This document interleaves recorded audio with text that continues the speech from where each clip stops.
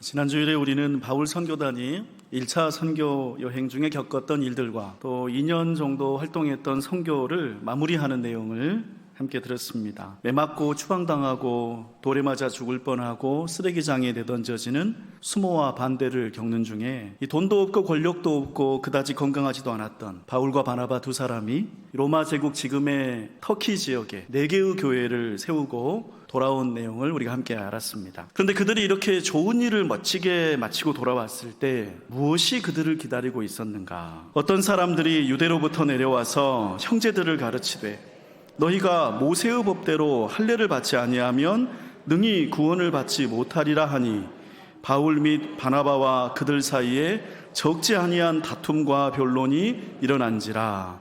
형제들이 이 문제에 대하여 바울과 바나바와 및 그 중에 몇 사람을 예루살렘에 있는 사도들과 장로들에게 보내기로 작정하니라. 다툼과 변론, 다시 말해 싸움이 일어난 거예요. 무엇 때문에요? 너희가 모세의 법대로 할례를 받지 아니하면 능히 구원을 받지 못하리라. 구원을 받으려면 할례를 받아야 한다는 주장이었습니다. 지난 2년 동안 바울 선교단이 애써왔던 모든 일을 부정하는 비난입니다. 왜 그런가요? 바울과 바나바는 은혜의 복음을 전했으니까요. 이들이 로마 제국 곳곳을 다니면서 했던 일은 예수 그리스도를 믿는 사람은 누구나 죄사함과 의롭다 하심을 받는다고 했습니다. 그런데 그동안 밖에서 들었던 비난과 박해를 이제 안에서도 듣게 된 거예요. 여러분이 우리 사람에게요, 경험이라는 게 생각의 차이를 만듭니다. 이 사람이 똑똑한 것처럼 보여도 자기 경험의 범위를 벗어나지 못해요. 바울 선교단과 율법주의자들의 싸움도 그렇게 해서 일어난 겁니다. 율법주의자들은 율법 준수만이 구원의 전부인 세계에서 살아왔습니다. 율법이 불편하기는 했지만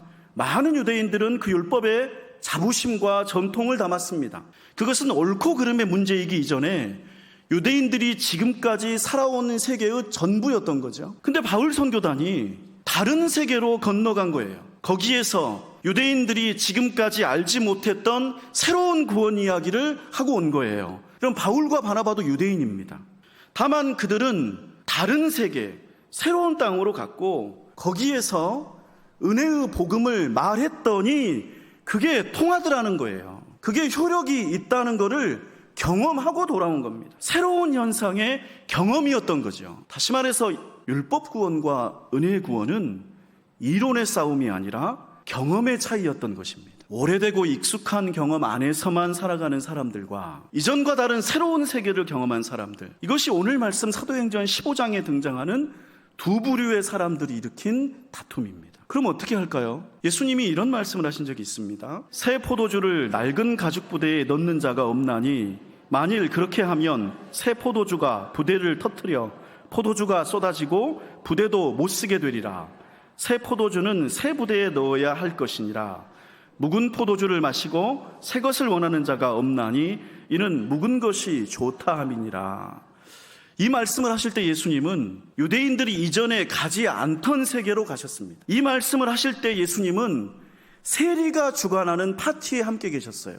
바리새인들은 예수님을 꾸짖었습니다. 어찌하여 세리와 죄인과 함께 먹고 마시느냐? 예수님은 답하십니다. 내가 의인을 부르러 온 것이 아니요 죄인을 불러 회개시키러 왔노라. 예수님은 새로운 세계로 가신 거예요. 의인들의 세계가 아니라 죄인들의 세계로요. 그 죄인들에게 복음의 문을, 구원의 문을 열어주시고 좋은 것을 주려고 가신 거죠. 그 좋은 것을 예수님은 새 포도주라고 하셨습니다. 사람들은 오래된 포도주를 좋다고 말하지만 오래된 것은 비싸서 사실은 그림의 떡입니다. 비싸다는 것은 일부 부유한 사람들만 누릴 수 있는 특권이라는 뜻입니다. 근데 신앙생활도 그렇습니다. 의인들의 율법 준수는 사실 너무나 고급스러워서 경제적으로, 사회적으로 안정된 사람들만 할 수 있었습니다. 아니면 정말로 세상 일 다 버리고 신앙생활에만 매달리는 사람들의 전유물이었죠. 그러나 예수님은 모든 사람들에게 포도주를 주고 싶으셨습니다. 가난해도 병약해도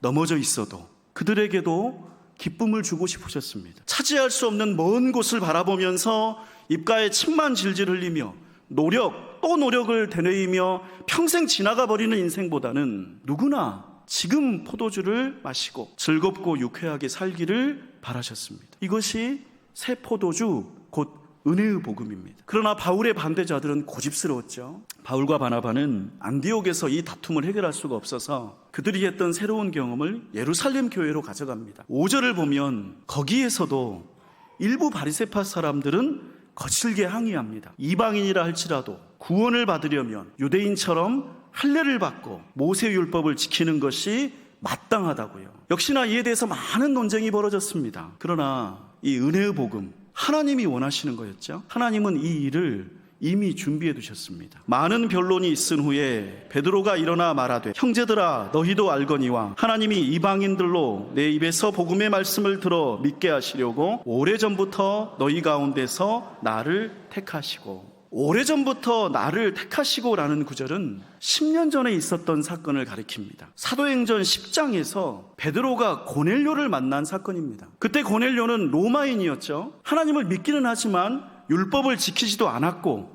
할례를 받지도 않았던 사람입니다. 그러나 하나님께서는 베드로를 시켜서 고넬료의 집을 찾아가게 하셨고 그에게 믿음이 있으니 세례를 주라고 하십니다. 그리고 하나님은 고넬료에게 성령을 보내주십니다. 그런 경험이 있었던 베드로는 10년이 지난 후에 바울과 바나바가 예루살렘 교회로 이 문제를 가져왔을 때 기꺼이 바울 편에 섭니다. 무엇 때문인가요? 베드로에게 이미 은혜의 복음, 그 구원의 새로운 경험이 있었던 거죠. 또 마음을 아시는 하나님이 우리에게와 같이 그들에게도 성령을 주어 증언하시고 믿음으로 그들의 마음을 깨끗이 하사 그들이나 우리나 차별하지 아니하셨느니라.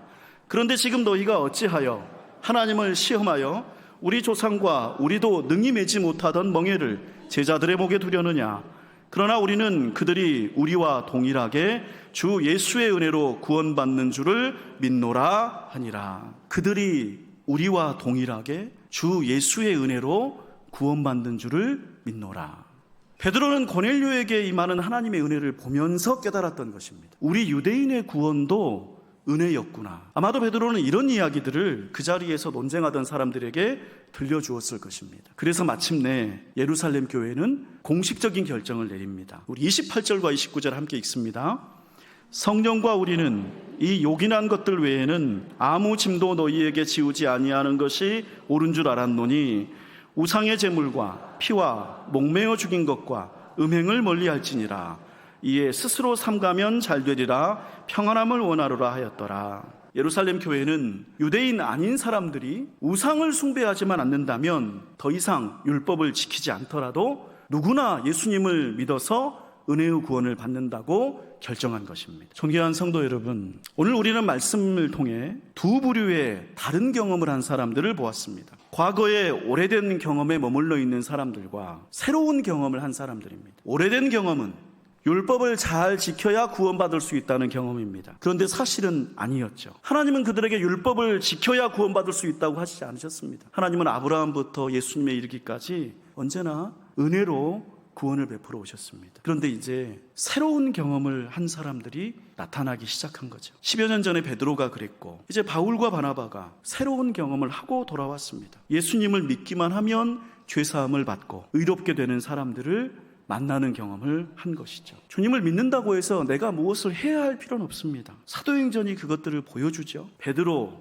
바울, 바나바요, 이분들 뭘 도전한 거 없습니다. 무엇을 위해서 잘 준비한 것도 없습니다. 베드로는 고넬료의 집에 가지 않겠다고 저항했고 바울은 예수님 만난 후에 자기 고향으로 숨어버렸습니다.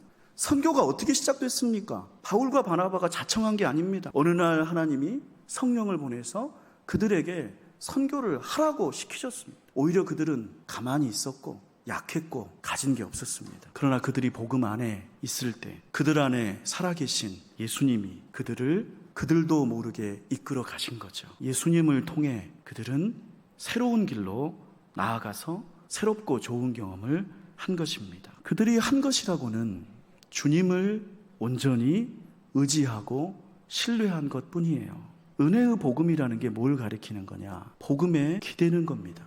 우리의 마음을, 우리의 생각을, 우리의 갈 길을 예수님께 기대는 거예요. 그렇게 기댈 때 주님이 우리를 인도하십니다. 좋아 보이는 것, 오래 묵은 것, 지난날의 내 경험은 한 번 맛본 묵은 포도주입니다. 그것은 다시 오지 않을 것입니다. 왜냐하면 그것은 나의 추억 속에만 있으니까요. 주님은 우리에게 지금 새 포도주를 주려고 하세요. 새로운 것은 그것을 경험하는 사람만 압니다. 여러분에게 믿음이 있으니 그 믿음이 주님이 열어주시는 새롭고 좋은 길로 인도하시기를 축복합니다. 주님이 나에게 하실 일을, 주님이 나에게 열어주실 길을 기대하고 그것을 소망하면서 나아갈 때 주님은 우리에게 새롭고 좋은 것을 주실 것입니다. 우리 이 말씀을 내 마음에 품고 성령님과 함께 거두는 기도를 드립니다.